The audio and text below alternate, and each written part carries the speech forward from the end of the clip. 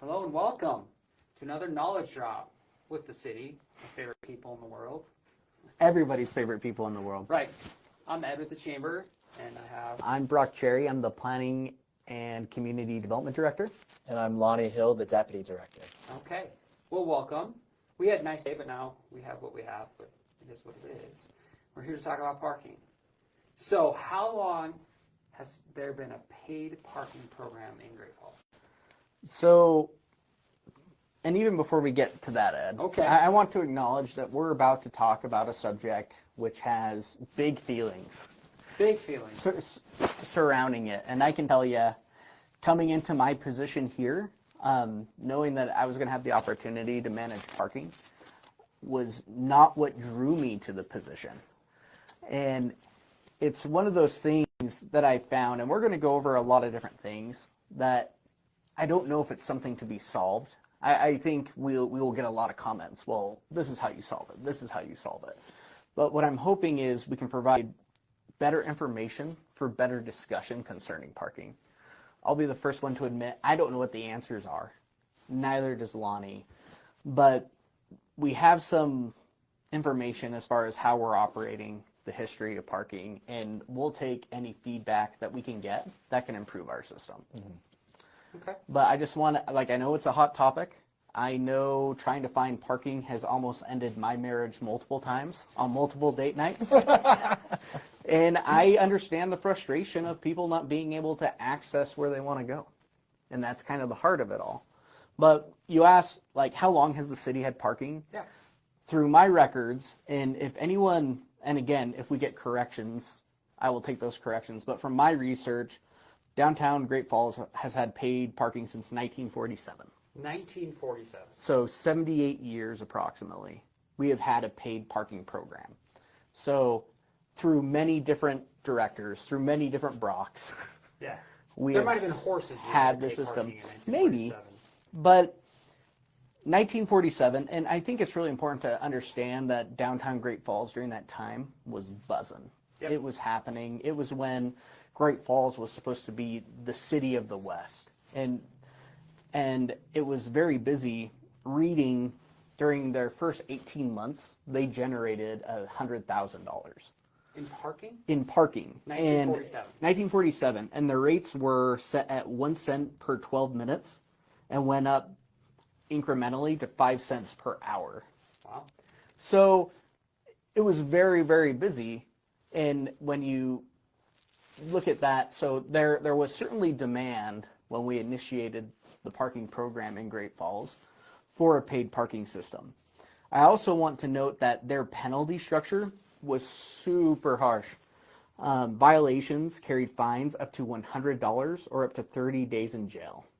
And again, this is 1947. It's a lot of money. in And 1947. this is kind of the stuff I want to realize as we talk about our current enforcement of what we had and what we have today, because I can tell you that when it comes to parking enforcement today, there's a dichotomy between efficient enforcement and being customer friendly and promoting downtown business.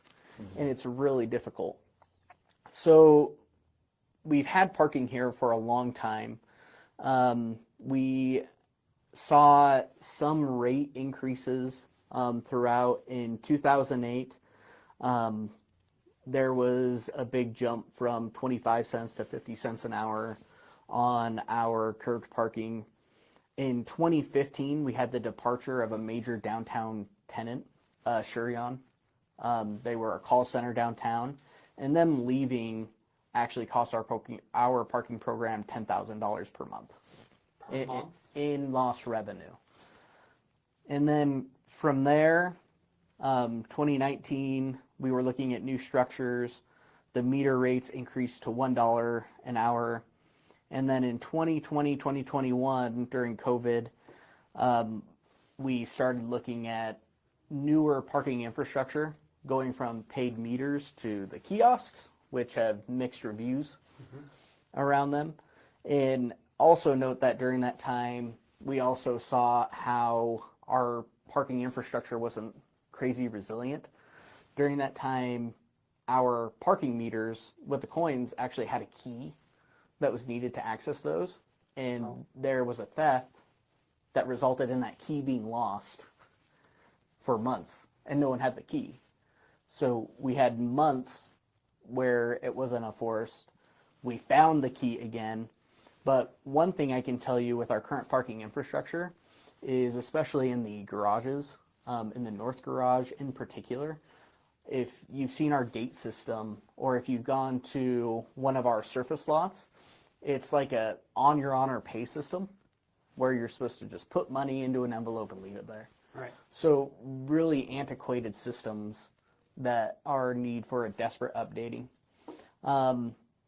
It's important to know that when it comes to parking in Great Falls, a lot of our enforcement is through a third-party provider, S&P Plus, and they're the ones that manage the garages and they manage the meters. People still come into contact with us, though, when they have to do their favorite thing in the world, which is paying their tickets, making complaints, etc.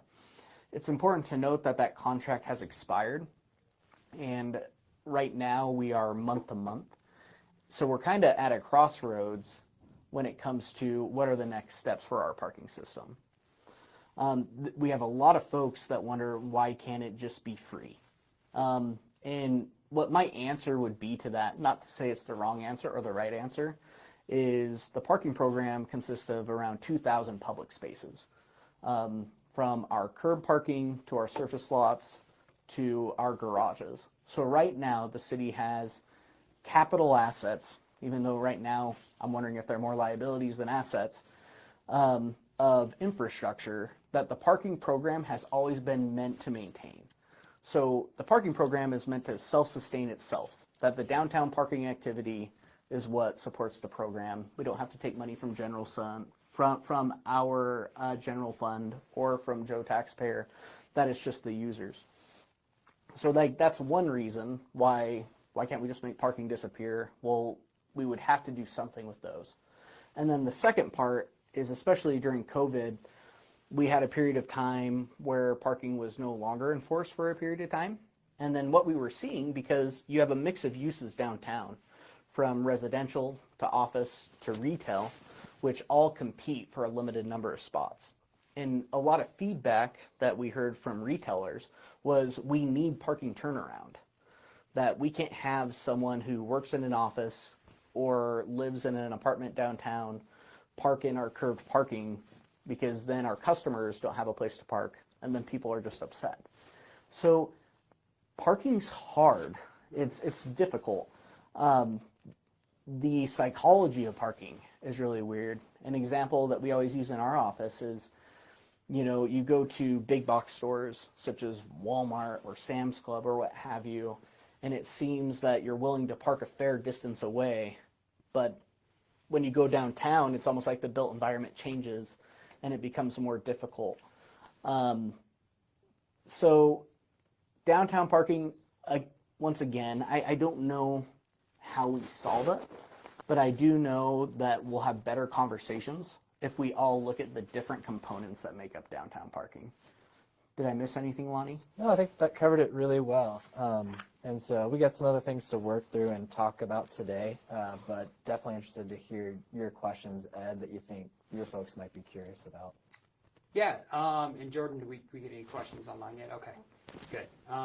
So some concerns that we've heard is the multiple zones.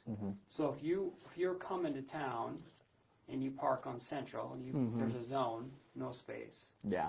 You park on the side road, there's a zone and a space. And so if you don't know that, or you're trying to make it easy use, it becomes very difficult. And I'm not suggesting one zone, but have you looked into different models of how that would look? Marketing and education is one thing we know that we're fairly weak at when it comes to our parking program that can be improved. So if I'm a first-time visitor going downtown and I don't know about the parking program, I need some sort of marketing material that's going to educate me. And hopefully it's going to educate me before I leave my car. Right. And right now, like when you look at some of our signs for zones or signs that illustrate the parking program, a lot of the signs are really short and you can't see them. Or the signs indicating what zone you're in isn't conspicuous. Right. So like you'll get out of your car realize there's a parking program. You wander to the kiosk. The kiosk asks, "What's your license plate number?" I'm not one of the weird people who has that memorized. Right. That's my wife for our family, Yeah. who memorizes everything. And then I have to go back to my car, and then I have to figure things out, and then I have to go to the kiosk. And the kiosk is somewhat straightforward, and I want to make note that people are utilizing our parking program. So I know that it is working for some people, but from what I hear, when it doesn't work, it like crashes and burns. When it comes from the lack of communication of how you access and use things to being able to do what you want to do. So when it comes to the zones, we need to do a better job of having better signage and better materials so that that's something that people realize that they need to know right away. And it was conspicuous as soon as they parked, that they knew this is the zone I'm in and this is what I need to do. Yeah. Right. And maybe some guidelines on make sure you know. If it's your first time and you're using the app, make sure you know your license plate. And I don't know what those, how easy you can make those signs, but that's what we hear. And then the zone thing is if you're on Central and you pay for your 2 hours, when your 2 hours up, you go around the corner and you park somewhere else. And so you're parking in a different, you have to park in a different zone if it's within a certain time frame. And the feedback we've got is people are going to do what they can to make the system work for them. So by setting a 2 hour time frame, all you're doing is making it more difficult for people to try to figure out how to maneuver around the system. What I mean by that is I'm not talking about the people who necessarily work downtown. I mean, some people are going to do that because they're here longer than 2 hours. But if you're going to lunch downtown and you want to do some shopping, that 2 hour time frame is very difficult to get all that done. And so you can't extend past the 2 hours. So you're having to go move your vehicle when you could. And some guys like me, if my wife's shopping, that might be the best thing. Oh, yeah. I'll go move the vehicle. Yeah. That's okay. It's I'll go fine. ahead and Yeah. take care of that. That's But definitely- others might not. So I think the most feedback we've got from folks is the zones mixed with the amount of time that is allocated per zone. And I'm glad you brought up the amount of time because that 2 hour increment was actually born with the program in 1947. So it's an old increment. From all of my research, we're using that same increment Okay. that we did in 1947. And I think it's important to note, like we've done parking studies. We did one in 2010. We done one in 2016. But you bring up a good point. Are we asking ourselves the right questions? Like, does the 2 hour need to be modified? One big thing that we're trying to get into is I want parking decisions to be made by real data and real things that are happening. Perceptions are important, but like how much time do people actually need and everything else? And I'm wondering if we were to ask business owners or do some sort of poll, like would there be a push of like, yeah, maybe there needs to be 3 or 4 hour and maybe that would be more advantageous to the consumer experience downtown. I can tell you that I don't know if those are conversations that we've had, but when it comes to parking, I don't think there's any wrong answers. I don't think that we can make parking any worse than people perceive it to be right now. So I would welcome that feedback because our next steps would be to take that information, and not that I just don't love it coming from you, Ed, No, I know. I understand. but good, better, I don't best. speak for everyone. But good, better, best. If I had multiple comments from other people or from the businesses downtown of we believe these policies are better, we can take those to the Parking Advisory Commission and flush those out, and then maybe do a trial run with things. Like a lot of people think, oh, in order to do that, you have to change stuff. I'm like, that we're able to just test the waters, that we're able to test drive the car before we buy it, and I think that could be a really good sort of strategy to implement with our parking program. Or what are little things that we could just have on a trial basis? Maybe it's going from 2 hours to 3 and see what those results are. Okay. If anyone has any questions, please feel free to ask. Jordan, no questions yet? Or No questions, Yeah. a couple comments.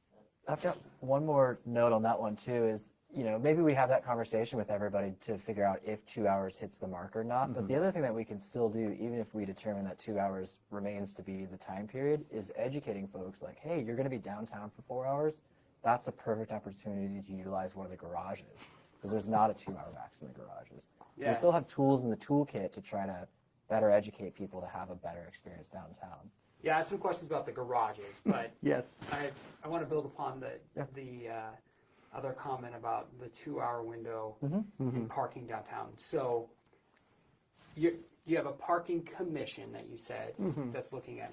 Who's this made up of, and what exactly are they doing, and are they accepting folks to be a part of it? I don't want to be a part of it, but So in 1947, when they created the parking program, they also created this advisory board. So they're an advisory group to the city commission who specializes in parking. So we have like a planning and zoning commission. There's a Parks and Rec board. Okay. This fulfills that thing, and their mandate is to really be quality assurance, to be the voice of the people when it comes to parking. And right now, the group we have, because the group was dormant during COVID for a few years, and we had to solicit new membership, and we have folks on there, but we have a ad hoc member from the DDP, Kelly Pierce. We have some local business owners. We also just have people who are concerned about the experience that people have downtown. okay. And they serve as a really great group to help us flush new ideas and concerns of what can we do.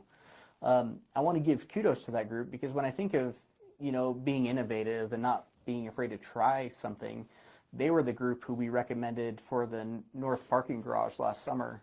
Hey, this garage is extremely underutilized. We believe not a lot of people know about it. Should we do this 2-hour free trial program? And they said absolutely, and they advocated for that, and they sent it to the city commission, and then that's what we did last summer. And we had tremendous results. So it is a really great group to be part of if you're interested in parking. Right now our membership is full, Okay. but people move, people term out. And if you're interested in parking, I would invite you to attend those meetings. They're open to the public. They're in our office, and we meet once a month. I can't remember the precise date, though. I can't, but I can look it up. We can look it up, Yeah. and we can put it in the comments. And Okay. So with the other question before the parking garages, so with S&P Plus, yes, it's interesting. I just didn't know what they were. Mm-hmm. S&P Plus, there's been concerns about a gray area. Mm-hmm. Example, you might have 2 vehicles and you use the app. mm-hmm. You pay for your parking, you accidentally click the wrong vehicle. Mm-hmm. Therefore, you're in a spot paying for it. You actually Yeah. paid money, you get a ticket. Mm-hmm. You talk to the meter person, as I've been told, Yeah. no gray. Mm-hmm. Nope, that is not the vehicle that was supposed to be here per the amount paid. This vehicle has no payment. It's the same with you were Yes. literally approaching your vehicle, So- they're giving you a ticket, and you're like, I'm leaving right now, but the ticket gets printed. And that's a great example. In our contractor, they're very good partners. Is everyone having an A+ day every day? Probably Right. not. I know I'm not. And doing that work specifically is probably very unforgiving.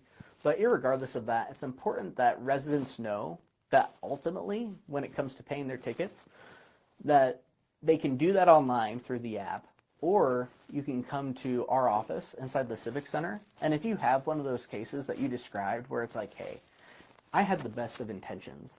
I even paid for something to happen, and I still get this. We will hear you out, and I can tell you, I've spoken to so many people about their parking tickets, and there's been times where when I look at the facts and I look at the photos, I'm like, you're totally right, and we waive it, and you're off with your day. Okay, There's so also that's where they go. that is where you go. Like if you Okay. feel that you have unjustly or incorrectly have been issued a ticket, you can either come to the office in person or even give us a phone call. We have multiple people on our department leadership team who help take those sort of concerns. Myself, Lonnie. We also have Andrew Finch, our senior transportation our senior transportation planner, who also has discretion to help with those things. And you can come to us because we understand that life happens, that there are honest mistakes, and we're not here to penalize you for anyone acting in good faith. So know that an interaction with the meter maid, they don't have the discretion that we have. Got it. They're just doing their job. They're just doing their job. And if you really have an issue and you're like, hey, this isn't correct, know that there is recourse to have a conversation about that and potentially have it rectified. Okay. Good question. Yes. Carrie Hay says, why are business owners required to pay for parking when they're supplying the business which drives consumers to downtown? Are there any discounts or programs for business owners so they don't get penalized for owning the business? That is a great question. So what I can speak to is right now the way the parking program is set up, everyone is required to participate in some way, whether you're a consumer or if you're a business owner. I can tell you though that for businesses, some of the things that we've tried to do, for instance, is we have our parking garages, which are available, and I know that can be quite a walk for some businesses. Like, oh, I don't want to have to park in the parking garage and then go work. But we can maybe set up competitive monthly rates for employees to park in those garages. We've had success with those before, but what I can tell you is, and it's probably not the answer that we want to hear, but it's how I see it, is when you open up a business downtown, I think one of the things you have to be very mindful of is that you're probably not going to have a significant supply of off-street parking. So when I talk about off-street parking, this is the parking anywhere outside of downtown where when new development happens, the city actually has a requirement that you have to supply this amount of parking spaces, except for downtown, because we know that the downtown consumer experience is different. The downtown consumer experience, which is encouraged, is we hope someone parks somewhere and they just don't go to one business. We're hoping that maybe they have a plan to get a haircut at one business, but then they're going to walk past this boutique, and then they're going to want ice cream, and they're going to go through those things. So it's a very good question. And again, I don't know if we did a fantastic job at hitting the ball out of the park, but one of the things that I would recommend is, we do have monthly parking programs that we do have a lot of businesses using for their employees. Lonnie, I don't know if anything comes to your mind. No, I mean, other than that, the system is set up, this is something that we haven't discussed yet, but the system is set up basically to take user fees and break even to continue the enforcement of downtown parking. So any concessions that we make that don't capture the revenue for downtown parking are going to be a hit on that breaking even point. So if downtown parking doesn't make money for the city, it's simply breaking even, or if anything, running at a slight deficit. So we have to be really mindful of who we're comping for spaces at any given time, just because that could threaten the revenue of the whole program.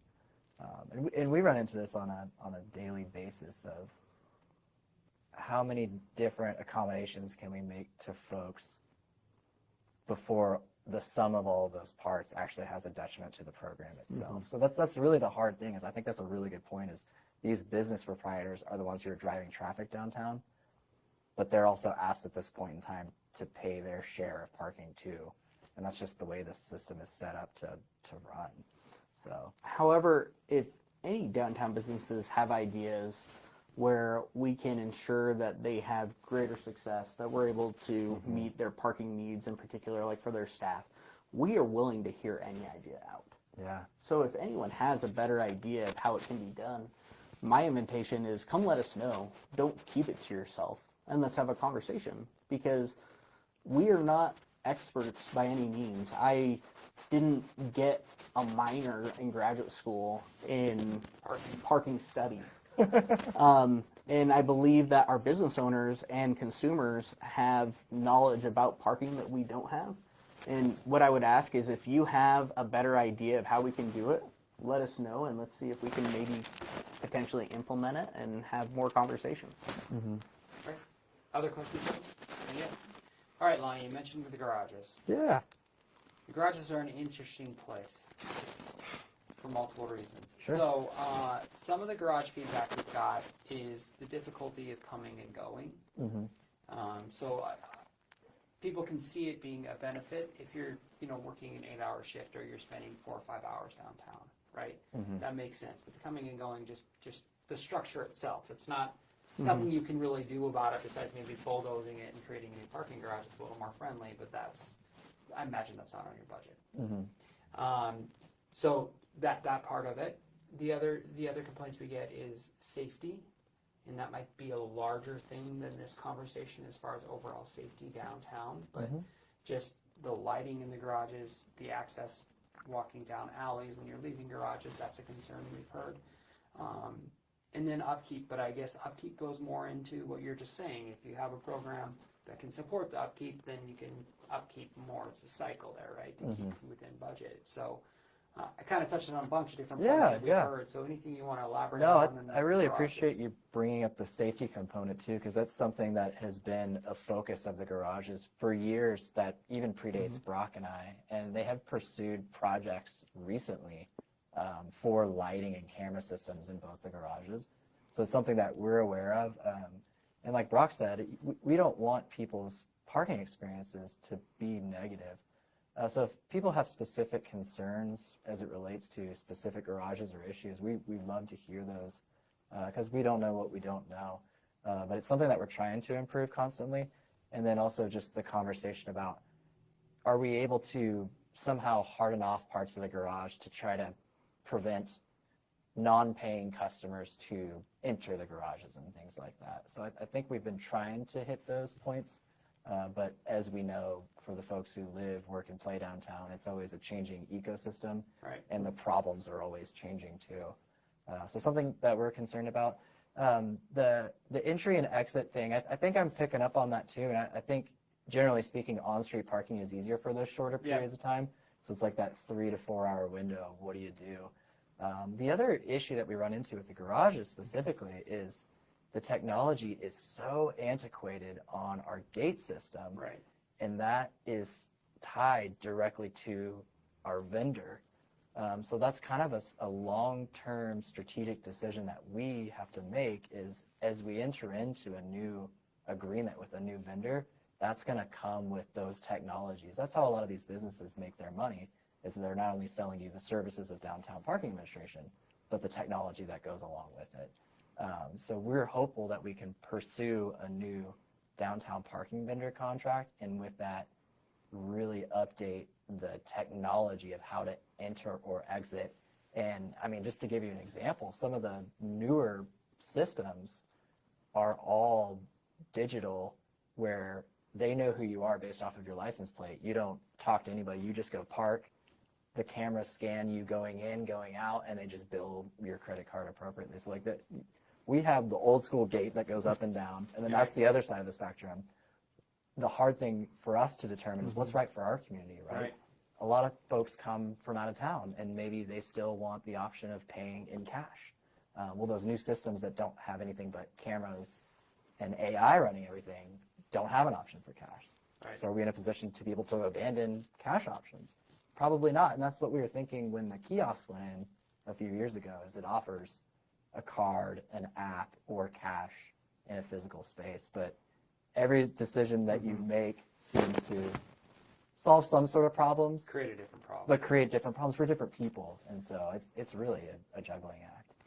It's important to know that we've determined that the greatest thing that's going to combat this sense of not feeling unsafe or unwanted behavior, in particular in the garages, is the activity that we want to see. More traffic. More traffic. And it's about, again, and you hit the nail on the head, like if people don't feel safe, if paying for parking isn't easy, like all these things, they're not going to want to go there. No. If they don't even know where a parking garage is, That's the problem. they won't go there. And I've heard people say that. I've heard people that have lived here for decades that are unaware we have like 2 parking garages.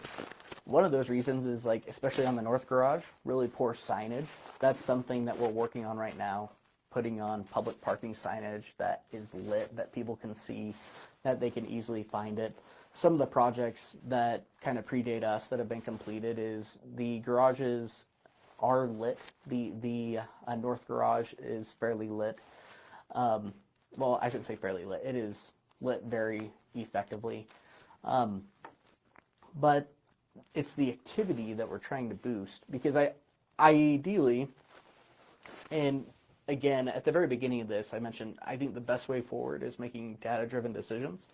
And what we're seeing in the parking industry, that they're developing more and more tools, like Lonnie mentioned, tools of cameras and sensors that can break down this data at a micro level that allow us to determine, man, like if we had our fees set here, this would be the sweet spot. And this is the fee that people are willing to pay, but also allows there to be, 2 or 3 other spaces to be there. And that technology exists, but it's expensive. And as I mentioned before, the parking garages, our parking fund isn't doing so hot, in terms that for the first time since I believe its inception, we're looking at parking not supporting itself, which to me is a huge issue that we want to rectify as soon as possible. And being that I believe to get parking to the next level, to the level of service that people want. I don't believe our parking system for your typical resident, we've been doing like our growth policy survey. Take that if you haven't. Take that if you haven't. And one of the questions is about parking. And there's 30% of people that are satisfied with it. Yeah. There's also 30% that isn't. And then 30% who have a variety of different feelings. But before we make that investment, I want to ensure that we're thinking this through and that we're being very thoughtful and intentional. The next step for our staff is to take everything we've learned, at least during my tenure, as far as administrating this and hearing feedback, is understanding what does an ideal parking program look like and what is it going to take for that to be ran, as far as personnel, infrastructure, capital. And to break that down, and then we have to think about, well, how are we going to achieve that? So right now, we use a third-party vendor. And our contract has expired. We are month to month. We are due for a new RFP, a new request for proposals from different vendors to come in. I think those are all questions I want to have kind of answered as far as what is the ideal program before we do that. But another thing we can ask ourselves is, what does it look like if we do it in-house? Sometimes I wonder, even though I very much appreciate our third-party provider, is there a loss of execution of consistency when it comes to customer experience when we're detached from the consumer with the third-party vendor in the middle? And are there savings there or additional value that can be provided to our users? And those are the big questions that we're asking ourselves about parking. And we've all seen the Brady Bunch. What is the sister who always says, Marsha, Marsha, Marsha? That's Jan. Jan. Parking's kind of Jan. It's one of those things that when we go into budgets, when you look at our office and everything, that's not the first thing we hit.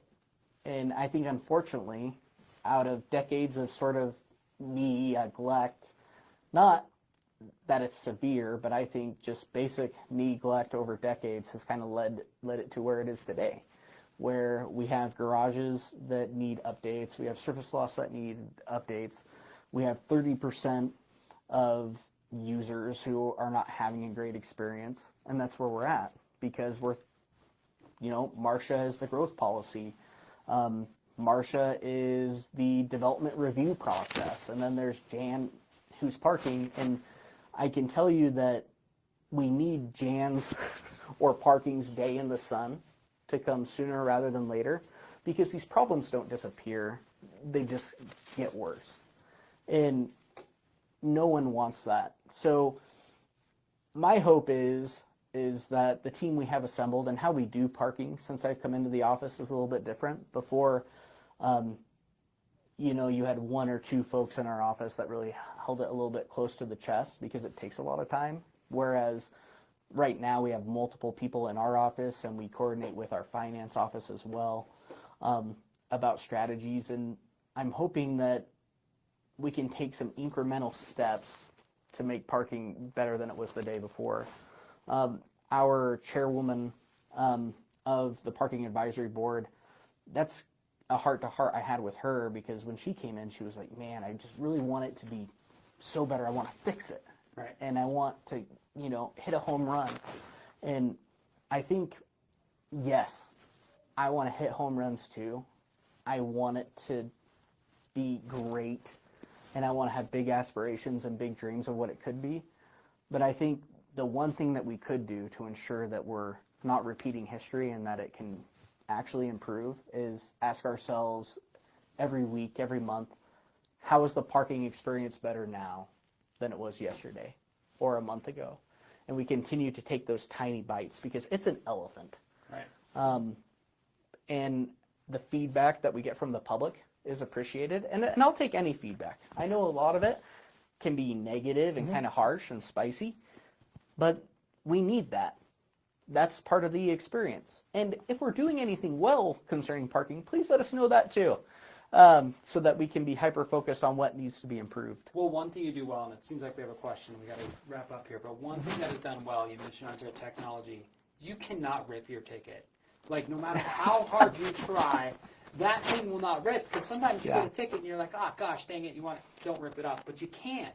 So that's a great job. Good job for the technology. Try to make it a little lighter, Brock. Yeah. What question do we have? All right, Drew Hicks says one of the common complaints he gets from customers is the distance from the parking spaces to the payment kiosk. When he's lived in other cities, the individual meters could accept change and or credit cards. Has a system like this been priced out or quoted? It has in the past. I'm going to let Lonnie Yeah, take it. that's definitely on our radar. I really appreciate that comment, because particularly with the disabled or elderly, this comes up quite a bit, and we want to make sure that we're providing facilities that accommodate those folks as well. There's been some discussions about trying to double up the kiosks per block to put them at each end rather than at the middle. And so our last round of actually trying to price that out was from a surplus of kiosks from the vendor. Basically, some community had switched to a different technology and had a handful of kiosks ready to go. So we were going to try to pursue purchasing those. But I think that's something we're definitely interested in, is the distribution of kiosks to try to improve the kiosk experience, because that is a message that we hear a lot, is that the kiosk experience is not good, whether it's a lack of education or a lack of where they are located. So definitely appreciated, Drew. It's something we're looking at. Especially when you look at, we all have smartphones and we can all download the app and easily do it. And our generation is used to that. Some folks, I would even say even the younger generation, might not be doing that. Sure. They're going back to flip phones. Oh, is what I'm totally. hearing. So it's And people who travel to town. right. They're not gonna- set up for our system in Great Falls. Correct. They need something super user-friendly to just go pay and go about their And move, business. yep. So, and that's important to the downtown folks, is they want to be a regional destination for these shoppers. So Correct. we need to accommodate for those shoppers. So as I mentioned, as we kind of try to outline and detail what does this ideal parking look like, and I think, especially based on that question, it's an exercise that we'll do internally, but that we should probably put out to the public too, and let them give their feedback of what that looks like. That thought has occurred to me multiple times during this conversation, Ed. Thanks for your very riveting prompts that you've given us. Yeah. When we're trying to identify what a successful parking program looks like, we need to check back with the community and say, hey, these are the things we're hearing. These are the plans we're making. Does this make sense to you, business owners? Does this make sense to you, shoppers? So I would anticipate, as we start trying to make bigger decisions on this front, we'll not only check in with the city commission, because they'll be a part of these processes, but perhaps also do more than that when it comes to engaging the public. Events like this are helpful to at least raise awareness of what's going on. Right. But maybe we have like a town hall or something like that, just where people are able to talk about downtown parking. Brock, maybe we'll put you up in a costume and you just walk around downtown and talk to Just a folks. big traffic Let's cone, throw man. dart- Big orange. We'll throw darts at you and you'll be Velcro, and then this is my comment. Yeah. As a dart. Not that we want to throw things at you. Oh no, not at all. And once again, I don't know if we're ever going to get a 5-star review on Yelp for the administration of our parking program, but after interacting with business owners or disgruntled folks or what have you, it can be improved. And I do not like the idea of, well, it is what it is. And I don't think we want it to be it that way. I don't think our elected officials want that sort of attitude at all. So my biggest ask to the public is, if you have your good ideas, send us your good ideas. If you ever get a parking ticket that you believe is blatantly unfair, know that there's recourse. You can come speak to us. We'll look at things. There's been times where they've been waived. There's been times where pictures speak 1,000 words, and it's like, yeah, you were parked in front of a hydrant. I'm sorry. But know that the parking program has people behind it, and that it doesn't have to be so hard, black and white in every circumstance, and that we're here to serve the residents, and we're here to be open and to have conversation. Perfect. Well, if there's no more questions, I think this is going to stir up some more questions in folks, and you might be getting some phone calls. Send from them our way. visitors. Sounds good. And if you can get me in touch with the vendor on that parking paper, because I'd like to utilize that paper for some other uses. Will do. Yeah. Sure thing. Thank you for joining us today. Awesome. Thank you for joining us in our Knowledge Drop. Have a good day. Thank you.